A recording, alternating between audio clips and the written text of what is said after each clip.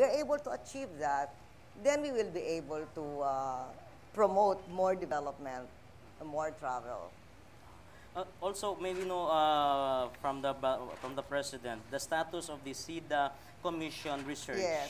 study on the tourism and trade development. I just got a text message from Ace Durano. I asked him what is this study all about. And it was a proposal apparently of the PCCI in Zamboanga del Norte, I think. But it didn't push through. So that is why the province of Zamboanga del Norte asked the DOT to help them do a master plan for tourism development in Zamboanga del Norte. Well, on the RP's sardines industry, alam niyo po na some key players in the bottle sardines industry in Zamboanga are having a hard time penetrating the huge Arab consumer market dahil na dito sa accreditation, mga stringent requirements on the halal accreditation. So, ma'am, what advice can you give to sardines industry players and our local government leadership on how best to work out more acceptable working terms and arrangement with the Office of Muslim Affairs and the Department of Agriculture, which can help resolve the issues and problems relative to halal certification? Okay, first advice in general, go where the market leads you. If you find it less costly to go to the other markets because you're spending so much on, the problems in the halal, then go to the other markets. On the other hand, if you decide that you do want to go into the halal market, which is, as you say, quite big, the first thing to understand is that these halal certifying agencies are not government. It's not government who certifies. It's the buying countries that have their standards. So we have to comply with the buying country standards, and they're the ones who choose the certifying agencies, which are not government, incidentally. I think there is one here, no? Do you know the name of that one certifying agency here? Can I have my, my old Q&A? The one that was, can I have my old Q&A? The name of the, is there. So,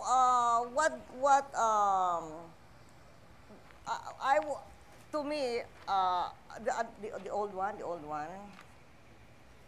no, the one that was this one. The name is Savyet Al-Motadin Foundation Supermarket. So it is obviously an Arabian supermarket. So therefore, that is in Zamboanga City. So they are the nearest certifying agency, but they are not Philippine government. So we do have to comply with the requirements of the buyer. That's why I say, choose your buyer. If it's more convenient for you to sell to other buyers in other parts of the world, go ahead and do it. What can we do? I said because it is a requirement of the buying markets, and the other countries who are selling halal go through this process. So if you really want to go there, you do have to go to the process. But, a piece of advice also, rather than necessarily relying on the government, on OMA, for instance, if I were a would-be halal exporter, I would ask the DTI of Zamboanga or the DA to introduce me to those companies who have already cracked the halal market. Like RFM Corporation is very big now in the Middle East, and they can play a big brother role. They're willing to share their halal machinery with anybody who wants to take advantage of that. So that would be my advice. So private sector pa rin ang involved. Yes, because they're the ones who've been able to crack it, and they're very generous about sharing, because the market is very big, and they don't mind sharing the halal machinery. How they cope with the halal requirements. They don't mind sharing it with others.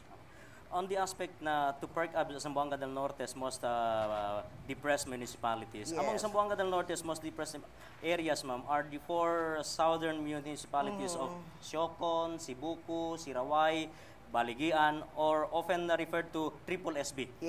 Ironically, these municipalities are closest to Zamboanga City, the most highly urbanized city in the region, and what used to be the regional center for decades. Sa Norte's provincial government and leadership are doing their best to bring about development and alleviate poverty in the area. Apparently, however, the best of our local initiatives and resources are simply not good enough, ma'am. So, may we know, Madam President, if there are any development and collaborative efforts of our province and the national government can possibly work out to address the continuing marginalization of our Triple SB area?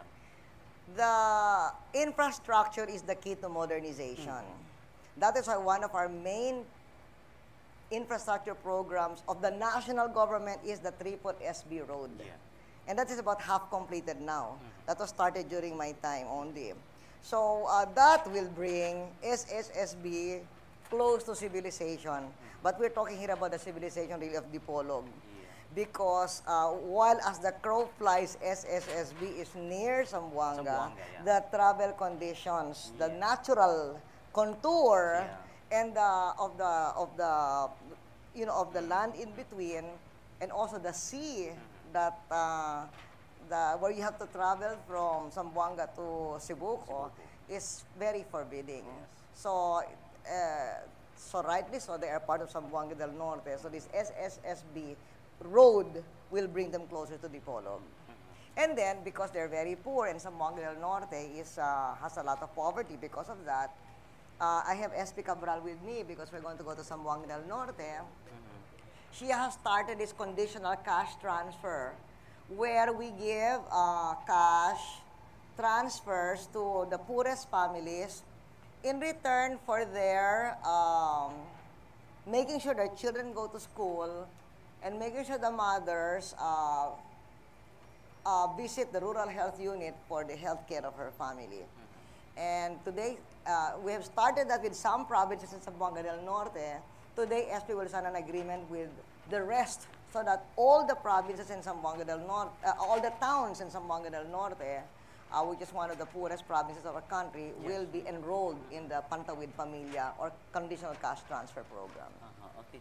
On the savings, dahil lahat po tayo lahat ng mga bansa sa buong mundo ay itong nasa crisis ngayon because of this financial crisis. Western Mindanao region 9, like other regions of our country, has not been spared from the global economic crunch. A good number of our OFWs, ma'am, have been compelled to return home after being retrenched from their employment abroad. Do you know how many came back to Zamboanga City? Ang OFW po. I don't know with no. Pero I understand meron kayong yung CLIP program. Oh, yes. So what has our government done on this CLIP program? We have the well, first of all, if we're going to talk about in general, let's talk about the not just CLIP, but let's talk about in general the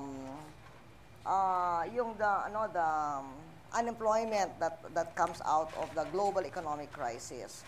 So we're doing our best to make sure that the unemployment impact is as small as possible, and that we save and create jobs. And among these efforts include investments that will create new jobs, including government investment in things like this port expansion. And then livelihood assistance to affected workers. And so that is where this CLIP comes in. Comprehensive livelihood and emergency employment program. Now, it starts with identifying the workers who lost their jobs in the because of the global crisis. Here, not that many have lost their jobs directly because of the global crisis. It is those in the tuna canning industry. So, Secretary Nitoy Roque has a list of those who have lost their jobs. The regional director has the list here, and he's giving the list to Secretary Ermita, who, as the son-in-law of Zamboanga del Norte, is in charge of the CLIP of Region 9, and he will make sure that each one of them either has a job or has a new livelihood or is retrained for another job. And that brings us to our retraining program. I saw here lots of TESDA posters. So we have a lot of training programs under the TESDA to make sure